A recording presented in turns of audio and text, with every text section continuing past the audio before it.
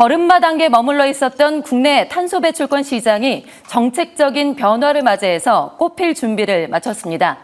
이제 머지않아 개인 투자자들도 탄소 배출권을 쉽게 거래할 수 있게 될 것으로 기대가 되는데요. 이 같은 변화에 맞춰서 국내 증권사들은 발빠르게 움직이고 있습니다. 이정호 기자가 보도합니다. 국내 탄소 배출권 시장은 2015년에 처음 열렸습니다. 하지만 그간 개인 투자자의 거래 참여는 원칙적으로 불가능했습니다.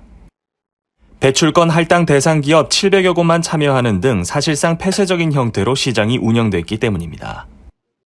그러나 지난해 9월 정부가 탄소 배출권 거래 시장 활성화 방안을 내놓은 데 이어 올 1월엔 관련법을 개정하는 등 정책적 드라이브를 걸면서 개인 투자자들도 시장에 참여할 수 있는 길이 열렸습니다.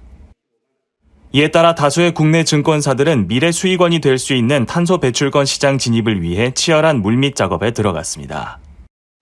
세계적 추세에 정책적 변화가 맞물린 만큼 성장성을 높게 평가하고 있는 겁니다.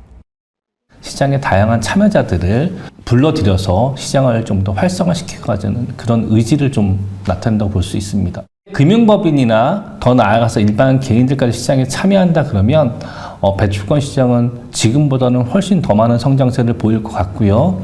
그에 따라서 증권사가 위탁 중개인으로서의 역할도 한층 더 커질 것으로 그렇게 판단이 됩니다. 시장 참여자가 많아지면 증권사의 중간다리 역할이 중요해질 것이라는 판단입니다. 뿐만 아니라 개인의 탄소 배출권 거래가 가능해지는 것은 중장기적 관점에서 포트폴리오를 구성하려는 개인 투자자들에게도 좋은 기회라고 말합니다.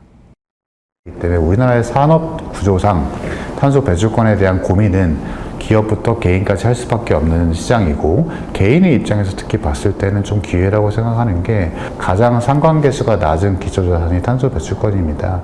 개인 투자자 입장에서도 본인의 포트폴리오를 구축을 한다라고 치면은 중장기적인 관점에서 반드시 편입해야 될 포지션 중에 하나가 탄소 배출권 쪽에 관련된 포지션이다.